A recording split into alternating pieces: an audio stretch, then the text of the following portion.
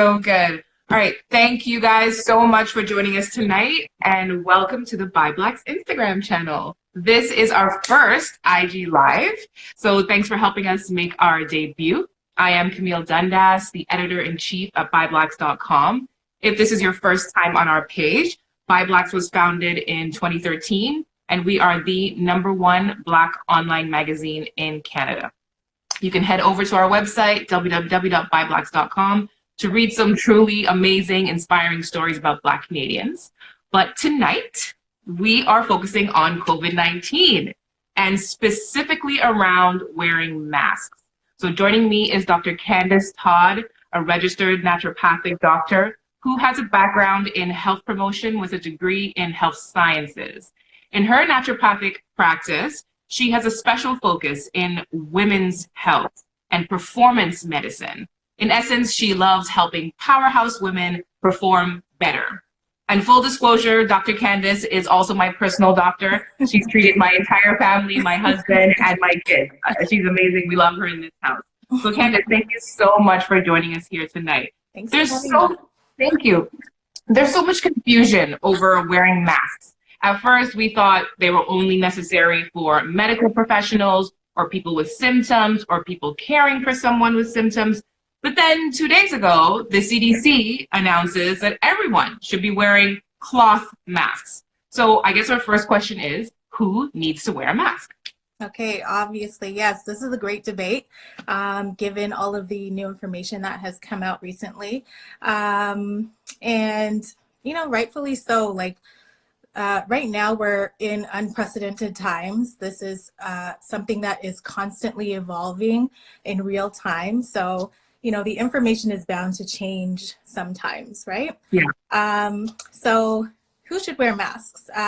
What you should know is that the CDC, which is the Center for Disease Control, is the main public health agency in the United States. So that recommendation hasn't been set out in Canada as of yet.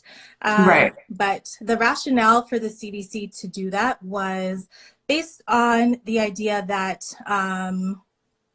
it is possible. So there is a small percentage of people that can be carriers of the virus, but not exhibit any symptoms. So they're asymptomatic, but potentially and unknowingly passing it along to other people. So the recommendation from the CDC was that everyone should wear cloth masks, and we're going to get to cloth masks in a little bit.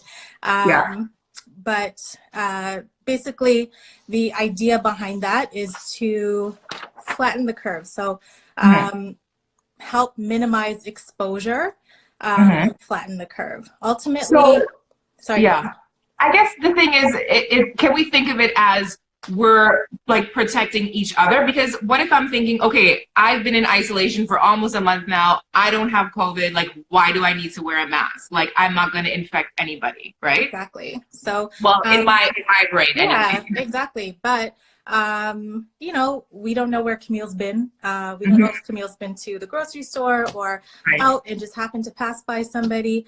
And the disease trajectory of this is just so up and down. Like, it's affecting people in just sporadic ways. Like, not everybody is having the same symptoms. So some people, even young adults, are having like really severe symptoms, but some are exhibiting none at all. But let's say you went out and potentially now you're a carrier of the virus, you could infect somebody. And the idea behind the mask is not that it's protecting you. I think that a lot of the confusion is that people think that these masks are protecting themselves. They are, you know, they put on the mask and now I'm Iron Man. You're not. Essentially what you're doing is protecting others. So you are minimizing the, you know, let's say you sneeze, but you're wearing the mask, you're potentially protecting somebody else from being exposed. Okay, so then let's talk about those cloth masks. Are they even effective? Because there's a video going around right now of a guy holding up a cloth mask and then taking an aerosol can and spraying right through it, and the particles go right through the mask. Tell me in the comments if you've seen this video. And you've seen it, Candice. What are your thoughts on this? I have. Yes, they can be effective if they are made correctly. So I think that he was spraying a few different masks, and they were all sort of like single layer cloth masks. And, you know, obviously that barrier is not protective enough where it's still allowing exposure of aerosol to pass through it. So when you're creating masks, if you are doing something like that, you want to make sure that there is more than one fabric layer. Okay. No worries. You also want to make sure that it is close fitting and tight fitting to your face, so that you know, there isn't any leakage or anything like that. Okay, so if you take I've seen people making homemade masks from bandanas. So the one layer, the bandana is not enough then? Yeah, I wouldn't do the one layer. I would definitely fold it up a few times. Just increasing that barrier layer. Okay, so if I thought, like, if it's not N95, then it's not even worth it. But you're saying a homemade cloth mask, well made, could be worth it, is worth it. Worth it if we are all doing it. So the CDC's recommendation is for everyone. Again, the World Health Organization and the Public Health Agency of Canada has not made these recommendations. But the idea is like hand washing or like social distancing. We all need to do our part. If we're going to wear masks, the biggest impact would be for everyone to wear masks, and that would flatten the curve. Yeah. So it doesn't make sense if everyone's not doing it. So someone's saying, I heard filters are good to install with homemade masks. Like, I've heard different types of filters. Like, what kind of filters can you get around your house? Like, I've heard even like the coffee. Does that actually work? So the coffee filter, but really just making sure that there are those layers in there. So you want to do layers and potentially like cross the fabrics even, because you're trying to, in essence, trap anything that's coming out of you. Okay, got it. Okay, so when you are wearing a mask now, let's say, okay, we're all agreed, we're all going to be wearing masks when we go to the grocery store tomorrow, whether it's something, whether it's whatever you made from home or something that you bought. When you are wearing the mask, what is the right way to put it on and take it off? Can you show us? Yeah, for sure.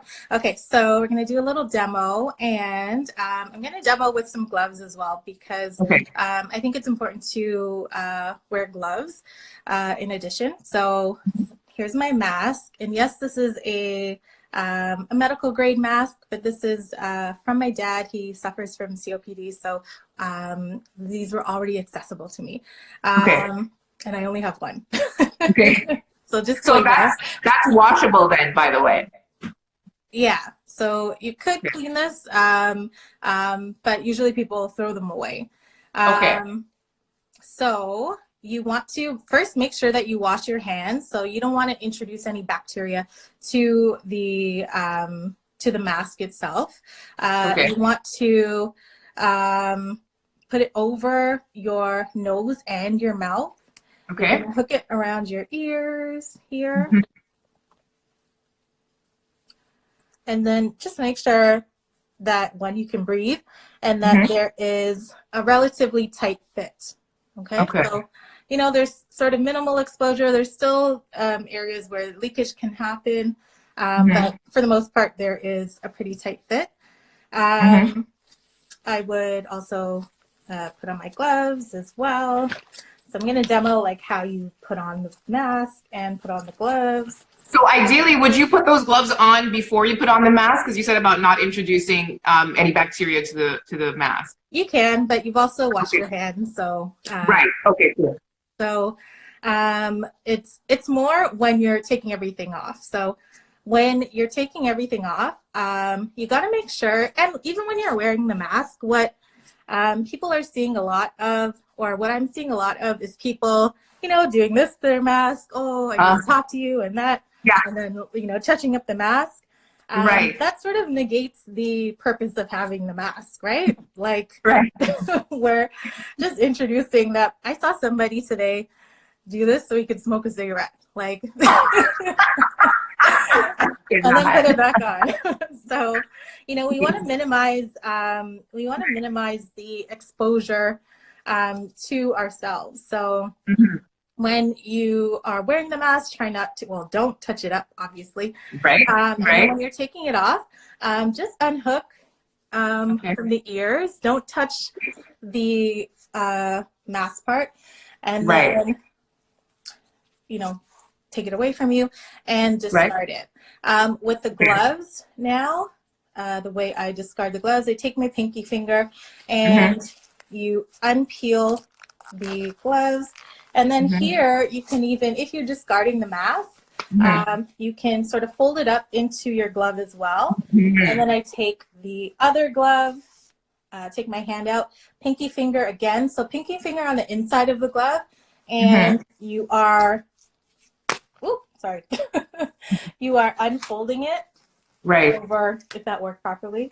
This is but you're unfolding it so that the outside part is not exposed to you. So now what is on the outside was what was on the inside before, and then you just discard everything. Yeah, so. And can we remind people of how to discard the gloves and mask? In the garbage can? Yes, I think we have to mention that because I'm seeing so many. Are just throwing them on the floor. Right. That is not solving any other problems. That's just creating a bigger problem in the ecosystem. So please discard them in the garbage. If the garbage, like we're going to talk about sort of going out in public and then coming home. If the garbage is not accessible to you in public, set up something like right outside your home so that you can throw it out there. But please don't throw them on the floor. Yeah, that's great advice. And someone's in the comments is saying that that's great advice. Thank you. So speaking of germs on our hands, when we have to make those essential grocery runs to the pharmacy, the store, we're picking up, if we're not wearing gloves, millions of germs on our hands, right? And then on the things that we buy, etc., where we touch, and then we're bringing those germs right back into our house. So how should we be COVID-proofing our homes after a grocery run? Okay, so I would say that COVID-proofing, and we can't be 100% sure that we're obviously free of the virus at all times, but it really starts at home. So before you go out, have a plan of action. This is not the time to be indecisive at the grocery store, picking things up and putting them down and, oh, do I need this or do I need that? Have a plan of action. Go to the store, get what you need, and spend a minimal amount of time there. Before you leave, I would sort of suit up. So again, wash your hands, get your gloves on, get your mask if you're doing that, and go to the store. When you're at the store, again, spend as little time as possible. Try not to lean on the grocery cart, or I know that some stores are also offering like disinfectant to like wipe down the grocery cart handlebar or your baskets if that's needed. So do all of those things. Think like the floor is lava almost. Like you want to minimize your exposure and your touching things. So do all that. When you're coming home, I would pack your groceries in, sort of the same place every time. So like the trunk, for example. And then I would go to the car. At that point, I would start to take off my gloves and my mask and then discard them in the garbage. Right. And then go home. I usually keep like disinfectant wipes in my car as well. So when I am, getting the groceries in, you can wipe down the bags a little bit. And then you're going to come into your house, take off your garments. So like have sort of like outside clothes that you can take off right away so that you're not introducing those things into your home. The bags, I would keep them on the floors. Like don't put them on top of, your counters or like where you eat. Yeah. Anything that is, let's say you get Uber Eats, for example, I would take out the food and put it in your own dishes, and then, immediately discard all of the packaging and things like that, because, there are so many routes of transmission, or like ways or potential for exposure, that you want to just be careful where you can. Yeah. Right? So Kageo Designs is saying, it may sound funny. This is actually something that I do on a regular basis because I just hate load. I don't take my entire purse to the grocery store with me. I just take my credit card and I put it in the pocket of my jacket. Just take what you need. At this point, definitely just take what you need. You don't need your whole bag, that's for sure. That's for sure. Just take the essentials. Take your card, and that's pretty much it. Now, Caribbean people are ready for this, eh? Because we have outside clothes and inside clothes, and we know about this. I don't know about the rest of the people, but Caribbean people, we got this, right? Gosh. Camille, can I tell you how at the this is just an aside, guys, but at the beginning of this, my fridge broke, and thank God for my Caribbean family. There's a fridge downstairs. There's an industrial freezer downstairs, so deep freeze. We're ready. So my husband is a designated shopper now, right? So I haven't been to the grocery in weeks. And when he comes in, we have a system, like he opens the garage door, hands me the bag. I actually don't grab it with my hand. I grab it with a wipe, a Lysol wipe. Good. And then I take every single thing out, like all the cans, everying, and wipe down everything. Is that extra, or is that okay? Is that necessary? Okay, so I will say, I would do that. Okay. But when it starts to sort of border on like OCD, then you want to feel that a little bit. I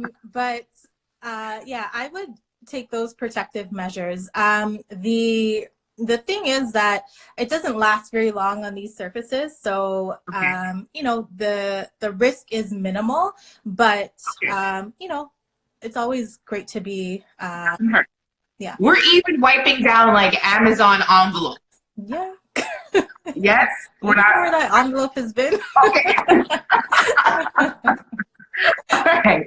But while we're on the topic of going out, right? Yeah. What are some of the rules, let's clear up, around social distancing while going out? Okay, so when you're going out, obviously you want to stay 6 feet or 2 meters away from people that don't live in your house. So you can, stores already have it set up where, there's like markings on the floor and things like that. Yes. You want to make sure that you're avoiding like non-essential gatherings. So, you're not trying to meet up with your friends or like gather with people. No, like soccer games. Let me ask you something about this, because some people are feeling like, okay, my parents live in a different house, but they're my parents. I want to bring the kids to see their grandparents. Yeah, you can do a drive-by and wave from the street.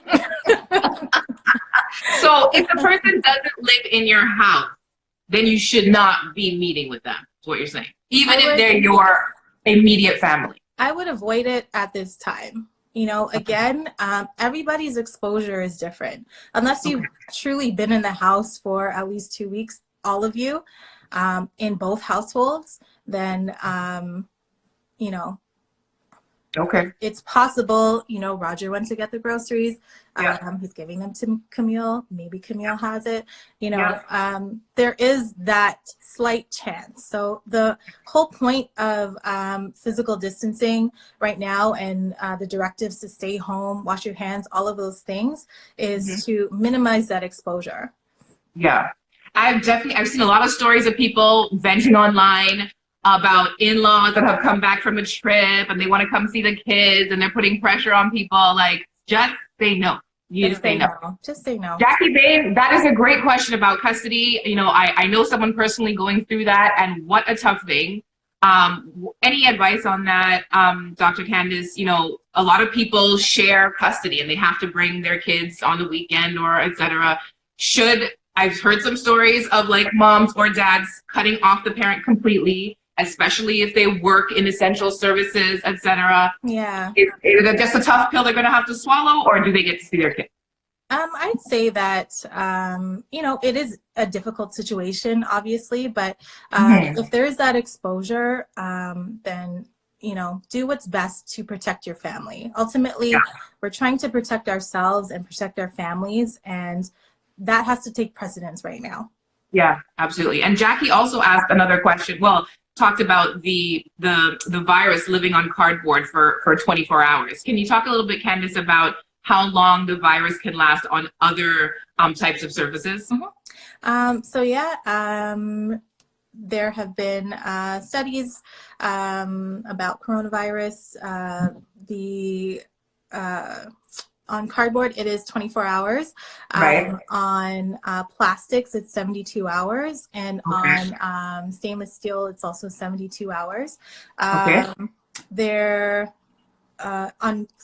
wood surfaces and clothes, I've seen that it doesn't last longer than 4 hours, but there's still that potential there. And food, it doesn't. There is very little evidence to show transmission. So far, exactly. What would you say are some of the surprising places around the house that germs are hiding? Again, this is not for you Caribbean people. I know you're cleaning every nook and cranny of your house, but what are some of the places that we're forgetting to clean? Okay, so you want to think about like high touch areas, and there's sometimes it's things that we don't think of a lot. I would do pretty deep cleans of your kitchen, because obviously if you're grocery shopping, there is sort of at least once a week that we're bringing in potential contaminants. So, I would do the kitchen a bunch of times, so at least weekly. But you want to focus on those high touch areas, doorknobs, the toilet flusher, the remote control, your phone, your phone case. So, open it up and do like a deep clean there. Other things like if you're going toys. Yeah, the kids' toys, obviously. The fridge door. I know you guys are just standing at the fridge, waiting for, looking for something to eat every 10 minutes. So the fridge door, cupboards in your kitchen, and cupboards otherwise. Also, you want to think about things that maybe you do go to the grocery store with. So like jewelry, watches, things like that, your bag. If you do that, that's why, it's great to minimize those things when you're going out. Jewelry, I didn't think of. So, some people like wear earrings, just on the daily, and don't, just don't think about it.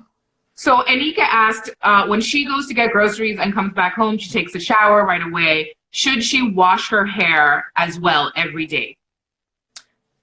Are you going out for groceries every day? I mean, every time, she comes back from outside. Should she wash her hair also? If you want to be like really cautious, I would wash my hair as well. So do everything. Also your clothes as well. You want to wash in like hot water. But yeah, I would do that. If you can, like, cover your hair or something like that. So if you are like an essential worker and you're going to work every day, that might be a case where, your hair is exposed a lot. So you might want to do some like head coverings when you go out. Yeah, a cute little head wrap, you're good to go. Exactly. Okay, so we've been talking mostly about things we can do outside of our bodies, around the house. What about inside of our bodies? I've been hearing a lot about strengthening your immunity, and that people who survive COVID have stronger immune systems. Is there any truth to that? So I'm not too aware of evidence about the direct link between like the immune system and the strength. Like, it's hard to obviously measure the strength of your immune system. That's just internet talk, right? Yeah. What has been sort of prevalent, and it's been seen in the more severe cases with people who have gone through China, is that a lot of people are experienced or have like comorbidities. The people who have gotten more the severe end of the stick when it comes to COVID-19 are having underlying health issues that are related to like metabolic health. So diabetes, cardiovascular disease, hypertension. These are all like diseases of lifestyle that can easily be combated. So I would start there, like, make sure you're doing all those things to ensure your overall health, and that'll help to strengthen your immune system. So you want to do the bare basics. Eat nutrient-dense foods. One of the big things when, after toilet paper and hand sanitizers were all bought up, were processed foods. So people were panic buying canned goods and, like other frozen foods. pizza. Pizzas. Why was the frozen pizza aisle empty when I went to the store? So the grocery stores are open, people. You can always stock up on nutrient-dense food. So, getting your fruits and vegetables in is really important. Making sure that you have a regular routine is also important. It's really easy to fall into, going to bed at 1, 2, 3, 4 in the morning because, where do I have to go in the morning? Yeah, but our bodies crave, habit and sort of sleeping and waking with the sun. So following that like circadian rhythm. Exercise is another one as well. Build that into your daily habits.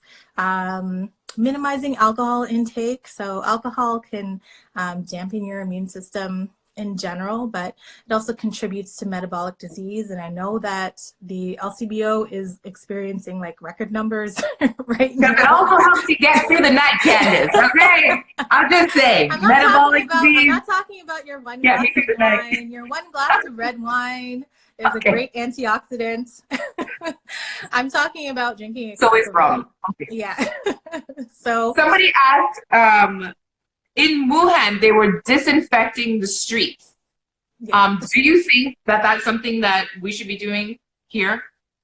Would that even help? I don't think that is. So I don't know what the evidence is of the virus, on concrete or how long it lasts on that. But I think that if we are taking those personal measures, so social distancing, washing your hands, and I can't say it enough, if we're doing those things, that should negate the need for us to be, power washing the streets or whatever it is that's happening. Okay.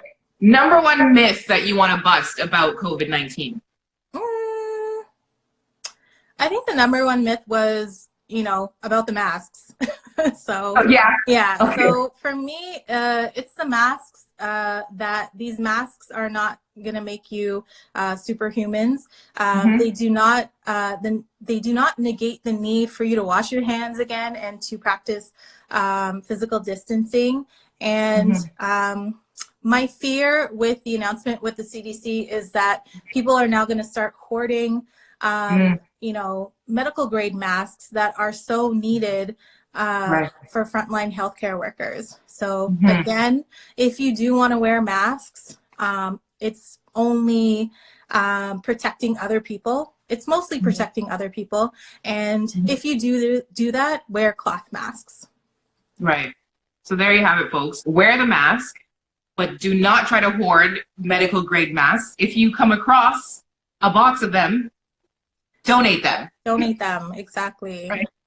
Okay. So stay home, save lives, and if you got to go out, wear some kind of mask.